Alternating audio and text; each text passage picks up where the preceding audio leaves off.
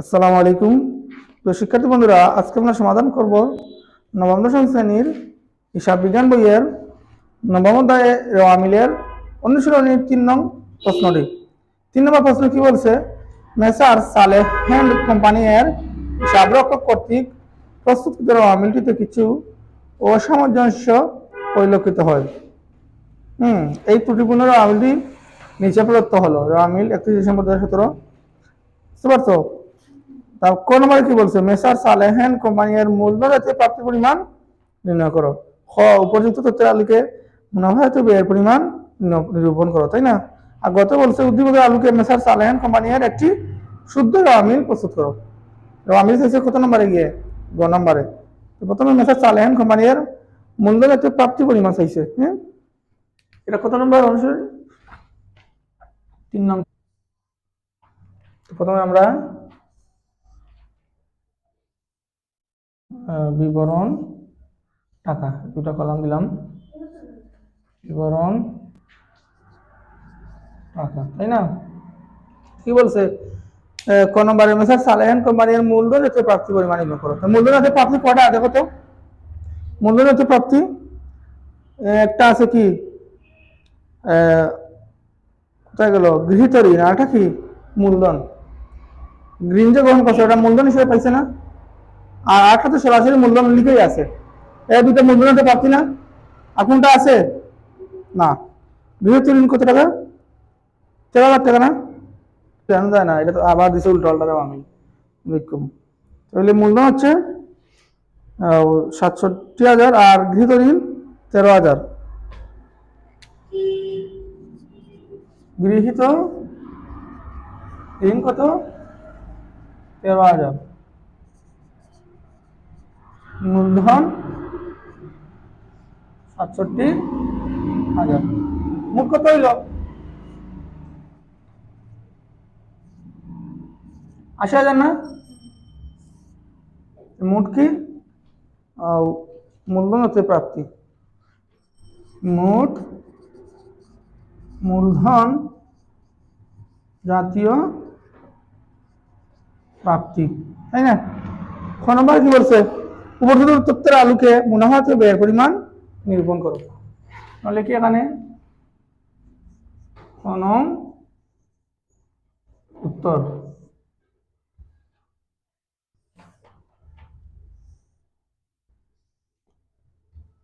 টাকা টাকা, বিবরণ টাকা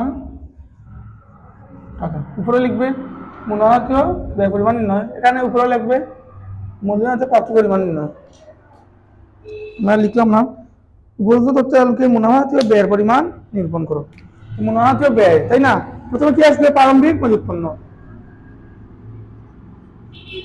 প্রারম্ভিক মজুদ পণ্য কত টাকা? 34,000 টাকা। 34,000 টাকা। তারপরে ক্রয় কত? ক্রয় হচ্ছে 1 লক্ষ টাকা। বাদ ফেরত আছে না? ফেরত কত? বহি ফেরত আছে, মানে বাহিরে ফেরত দিচ্ছে কত? 6,000 টাকা। এখানে আরেকটা কলাম দেওয়া লাগবে। বাদ ফেরত কত? 1 লক্ষ। হ্যাঁ, বাদ 6,000, তাই না? 6,000 বাদ দিলে কত হইল? 94,000 টাকা, তাই না? তারপরে কি আছে? ক্রয় বাদ ক্রয় ফেরত। ক্রয়ের সাথে আর কিছু আছে?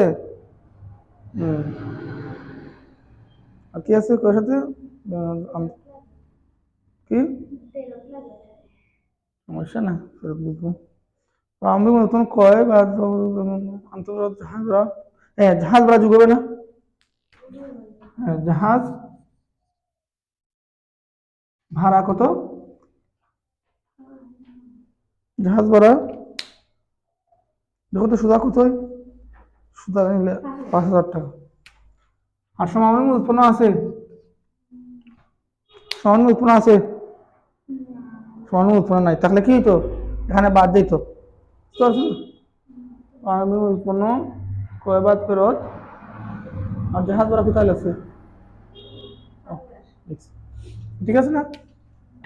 এই তিনটা যোগ করলে কত হবে আমাদের? 0 3 0 3 0 3 0, তারপরে 4 4 8, 4 4 8 আর 5 কত? 13, 13 3 আর তোমার 1 লক্ষ কত হাজার? 33,000 টাকা। তারপরে এটা কি পাচ্ছি আমরা? এটা পাচ্ছি বিক্রিত পণ্যের যে ব্যয়, এটা কি এই ব্যয়টাও কি মুনাফাতীয় ব্যয়। আরো ব্যয় আছে না? বেতন, তারপরে আন্তঃফেরত, কি সরি বেতন করে বরাদ্দকৃত বার্তা, মনিহারি কমিশন আছে না? আর সন্দেহজন যদি বাজাইবে একই লাগবে যুগ অন্যান্য খরচ, অন্যান্য খরচ বা পরোক্ষ খরচ হতে পারে, তাই না? পরোক্ষ খরচ, পরোক্ষ খরচ প্রথম কোনটা আসবে? বেতন। বেতন কত টাকা? 12,000 টাকা। তারপরে কি আছে? জাহাজ বরাদ্দকৃত বার্তা আছে না? কত টাকা? 10,000 টাকা। বরাদ্দকৃত বার্তা 10,000 টাকা। বরাদ্দকৃত বার্তা 10,000 টাকা। তারপর আর কি আসবে? মনিহারি কমিশন 5 9, মনিহারি কমিশন, কমিশন কত? 5,000 9,000, ঠিক আছে না? তারপরে একটা আছে সন্দেহজনক দেনা সঞ্চিতি, এটা কি দিবে? বাদ দিবে। সন্দেহজনক দেনা সঞ্চিতি কত হাজার টাকা? 8,000 টাকা।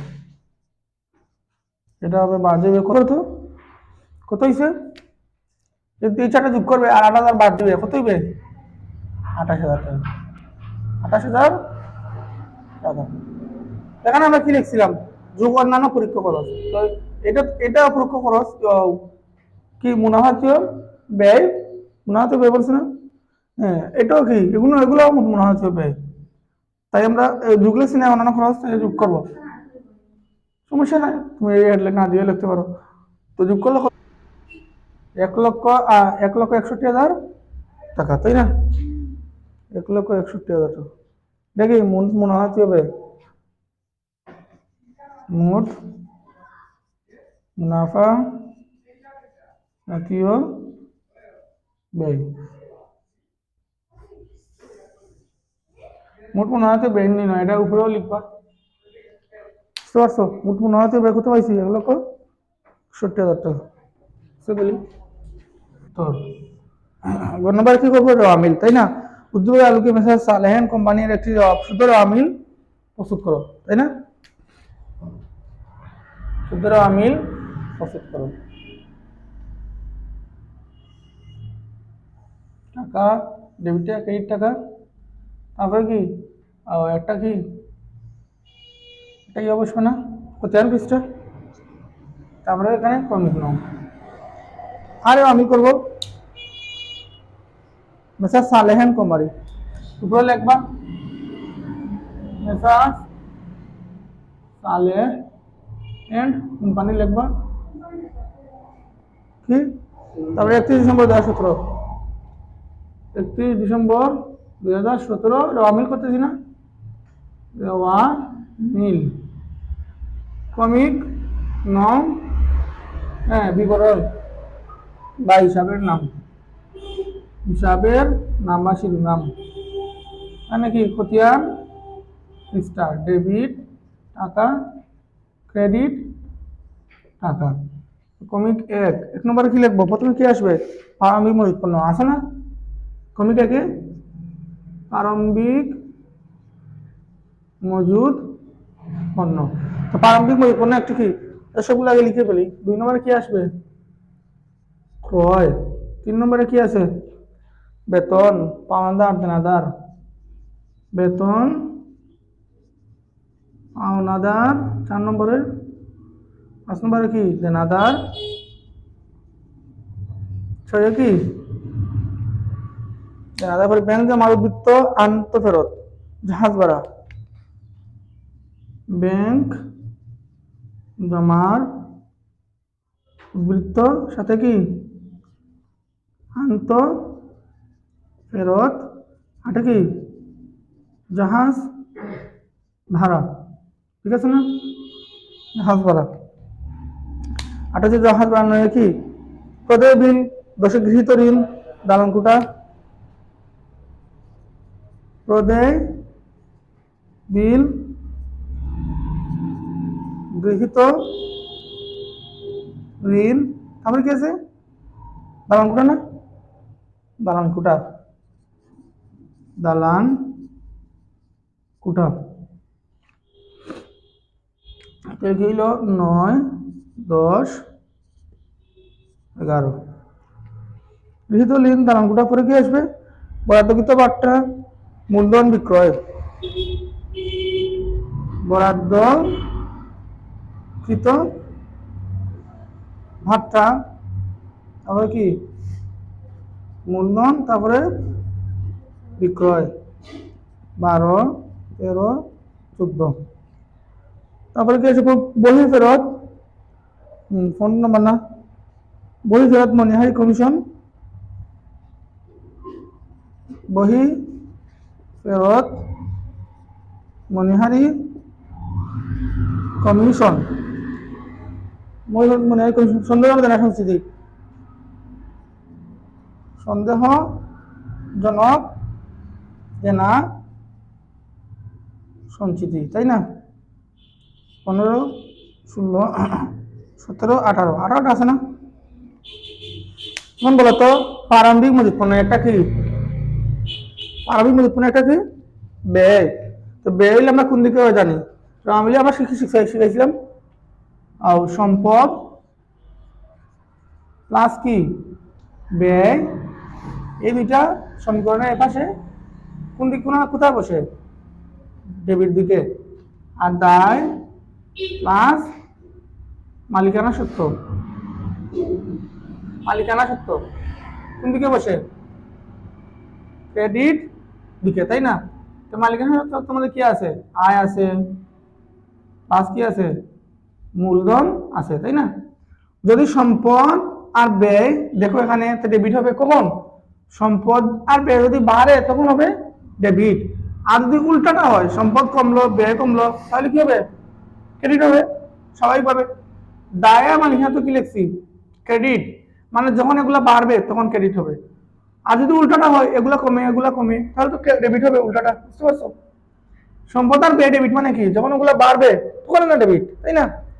দায় আর মালিকানা তো ক্রেডিট মানে কি? যখন ওগুলা বাড়বে তখনই ক্রেডিট হবে। আচ্ছা, প্রারম্ভিক মজুদ পণ্য কোনটার মধ্যে পড়লো? ব্যয়ের মধ্যে পড়ছে না? তাহলে কি? ডেবিট। কত টাকা? 34,000 টাকা। ডেবিট থেকে বসাইছি। তারপরে ক্রয়টা কি? ক্রয় করলে কি হয়? ব্যয় হয়। যে ব্যয় হলে কোথায়? এই যে ব্যয় লাগছে কোথায়? ডেবিট, 1 লক্ষ টাকা। তারপরে বেতন। বেতন হলে কি হয়? সম্পদ হয় নাকি ব্যয় হয় নাকি দায় হয় নাকি মালিকানা সত্ত্ব হয়? বেতন বেতন বেতন প্রদান হলে কি হয়? ব্যয় হয় না? ব্যয় হলে কোন দিকে বসবে? ডেবিট দিকে। তো 12,000 টাকা কোথায়? 12,000 টাকা আছে না? তারপর কি আছে? পাওনাদার। পাওনাদার হলে কি হয়? সম্পদ বাড়ে নাকি ব্যয় বাড়ে নাকি দায় বাড়ে নাকি মালিকানা সত্ত্ব বাড়ে? যখন পাওনাদার আরেকজনের টাকা পায়, এটা পাওনাদার হলে দায় বাড়ে না? তো দায় হলে দেখো তো, দায় কোন দিকে আছে? ক্রেডিট দিকে। পাওনাদার কত টাকা? 40,000 টাকা। ক্রেডিট দিকে বসাবো। তারপরে আমরা টাকাটা বলিও, টাকাটা বলিও। তারপরে দানাদার। দানাদার কি? দানাদার হলে কি হইলো? সম্পদ বাড়লো, তাই না? দানাদার হলে কি বাড়লো? দানাদার মানে তুমি আরেকজনের কাছে টাকা পাও, তোমার জন্য সম্পদ না? সম্পদ বাড়লে কি হয়? ডেবিট। কত টাকা বলো তো? 16,000 টাকা। তারপরে ব্যাংক জমা উদ্বৃত্ত, এটা হলে কি হয়? ব্যাংক জমা উদ্ভূত মানে ব্যাংকে তোমার জমা আছে, এটা সম্পদ বললো না, ডেবিট। কোন দিকে বসাবো? ব্যাংক জমা উদ্ভূত কত টাকা? 45,000। ডেবিট দিকে বসবে, এটা সম্পদ বললাম না। তারপরে আন্তঃফেরত মানে কি, ফেরত চলে আসছে। তুমি বিক্রয় করছিলা, সেই মালটা আবার কি ফেরত চলে আসছে তোমার কোম্পানিতে। তো যখন ফেরত বিক্রয় করছিল তখন বিক্রয় ছিল কোন দিকে? ডেবিট দিকে, ক্রেডিট দিকে। আর এখন ফেরত চলে আসছে, আবার উল্টাটা হবে না? যখন বিক্রয় করছিল তখন মালিকের হাতে বাড়ছিল, আয় বাড়ছিল, এখন আবার উল্টা চলে আসছে, তাহলে আয়টা কি কমছে না? মালিকের হাতে তো কমছে না। আমি বলছিলাম এটা বাড়লে ক্রেডিট হবে, আয়টা কমলে কি হবে? উল্টা দেখিলে হবে। তো ডেবিট দিকে বসবে না। আন্তঃফেরত কত টাকা? যখন বিক্রয় করছিল তখন ছিল ক্রেডিট, এখন ফেরত চলে আসছে, তাহলে ডেবিট দিকে চলে আসবে না? কত টাকা বলো? আন্তঃফেরত কত? বলো তো, আন্তঃফেরত হয়ে গেছে। আন্তঃফেরত কত টাকা? দাঁড়াও, আন্তঃফেরত 3,000 টাকা। 3,000 টাকা নাও বললো। তারপরে বলো তো, জাহাজ ভাড়া। জাহাজ ভাড়া এক ধরনের কি সম্পদ না ব্যয় না দায় না মালিকানা? জাহাজ ভাড়া এক ধরনের ব্যয়। তো ব্যয় হলে কোন দিকে বসবে? ডেবিট দিকে না? কত টাকা বলো তো? কত টাকা? জুড়ে বলো। প্রতি বিল, প্রতি বিল কত আছে? হ্যাঁ, প্রতি বিল কত টাকা? 20,000 টাকা। তো প্রতি বিল একটা কি তোমার জানা দায়, তুমি দেওয়া লাগবে। তো দায় হলে কোন দিকে আছে? ক্রেডিট। 20,000 টাকা না? ক্রেডিট দিকে 20,000 টাকা। তারপরে গৃহীত ঋণ, তুমি ঋণ গ্রহণ করছো কোনো ব্যাংক থেকে বা কোনো প্রতিষ্ঠান থেকে, তো ঋণ গ্রহণ করলে কি বাড়ে? দায় বাড়ে। দায় কোন দিকে আছে? ক্রেডিট। বুঝতে পারছো? কত টাকা গৃহীত ঋণ হচ্ছে? 13,000 টাকা না? 13,000 টাকা গৃহীত ঋণ। 13,000 টাকা কোন দিকে বসবে? ক্রেডিট দিকে। কেন কেন? ঋণ ঋণ গ্রহণ করলে কি হয়? দায় বাড়ে। দায় কোন দিকে আছে? ক্রেডিট হচ্ছে কিনা, ঠিক আছে। তারপরে কি আছে 11 নম্বরে? দালান কুটা। দালান কুটা কি ক্রয় করলে কি হয়? সম্পদ বাড়ে না? সম্পদ কোন দিকে? সম্পদ বাড়ে ডেবিট দিকে। কত টাকা আছে? 55,000 টাকা। দালান কুটা কোন দিকে বসবে? ডেবিট দিকে 55,000 টাকা। তারপরে কি আছে? বরাদ্দকৃত ভাট্টা। তো ভাট্টা প্রদান করলে কি হয়? তোমার জন্য এটা ব্যয় না? তো কোন দিকে বসবে? যে ব্যয় বাড়লে কি হয়? ডেবিট। ডেবিট না? এই যে ব্যয় হলে হয় ডেবিট। তো বরাদ্দকৃত ভাট্টা কত আছে? 10,000 টাকা। ডেবিট দিকে বসবে না 10,000? তারপরে মূলধন। মূলধন কি? মূলধন আনলে কি হয়? মালিকের হাত তো বাড়ে। এই যে মালিকের হাত, এখানে মূলধন লিখছি না? তো মূলধন মালিক ক্রেডিট। তো মূলধন কি কত আছে? 67,000 টাকা। ক্রেডিট দিয়ে বসবে 67,000 টাকা। তারপর কি আছে? বিক্রয়। বিক্রয় করলে কি হয়? আয় হয়। এই যে মালিকের হাতের মধ্যে আয় আছে না? তো আয় হলে কোন দিকে? ক্রেডিট দিকে। বিক্রয় কত? 1,40,000 টাকা। বিক্রয় হচ্ছে ক্রেডিট 1,40,000। আর এই বিক্রয়কৃত মালটা যদি ফেরত চলে আসে তাহলে হইবে ডেবিট। এখানে আনতে দেখছিলাম না? ডেবিট দিকে। তারপরে কি মনিহারি। মনিহারি এক ধরনের কি ব্যয়। তো কোন ব্যয় হইলে কি হয়? ডেবিট দিকে। কত টাকা? 5,000 টাকা। হ্যাঁ, বই ফেরত লিখছি না আমরা? হ্যাঁ, বই ফেরত। বই ফেরত মানে কি? বাইরে ফেরত। আমরা যখন ক্রয় করছিলাম তখন কি ছিল? ব্যয় হচ্ছিল, ডেবিট হয়েছিল। যখন আবার ফেরত দিয়ে দিলাম উল্টা হবে না? ক্রেডিটটা মানে ব্যয়কে কমাইছে। তো বই ফেরত উল্টা ক্রেডিট হবে। কত হবে? 6,000 টাকা। বুঝতে পারছো না এটা কেন ক্রেডিট হলো? বলো তো। এটা এই ব্যয়কে কমাইছে। যখন ক্রয় করছিল তখন ছিল ডেবিট, আবার এই মাল তুমি ফেরত দিয়ে দিলা তো তোমার ব্যয় কমছে না? তাই জন্য ডেবিটের উল্টাটা হয়েছে ক্রেডিট। আবার কি আছে? মনিহারি। মনিহারি এক ধরনের ব্যয়, আর ব্যয় হলে কি হয়? ডেবিট। এই যে লিখছি। মনিহারি কত টাকা? 5,000 টাকা। ডেবিট দিকে বসবে 5,000 টাকা। তারপর কি আছে? কমিশন। কমিশন প্রদান, এটা হচ্ছে কি তোমার জন্য ব্যয়। ব্যয় হলে কি হয়? ডেবিট। কত টাকা? 9,000 টাকা। তো আমাদের পূর্বে যে বই মধ্যে আমিলটা দেওয়া আছে এটা ভুল আছে না? অত বলছে এটা একটা কি অসামঞ্জস্য এবং ত্রুটিপূর্ণ আমিল বলছে না হেডলাইনে। 18 নম্বরে কি আছে? সন্দেহজনক দেনা সঞ্চিতি। মানে তুমি যে দেনা সঞ্চিতি বা সন্দেহজনক দেনা বা সন্দেহজনক পাওনা, এটা এক ধরনের কি ব্যয়, কিন্তু এখানে এটা সঞ্চিতি হয়ে গেছে, যার কারণে সঞ্চিতি তাহলে কি হয়ে যায়? আমাদের জন্য দায় হয়ে যায়, ক্রেডিট। বুঝতে পারছো?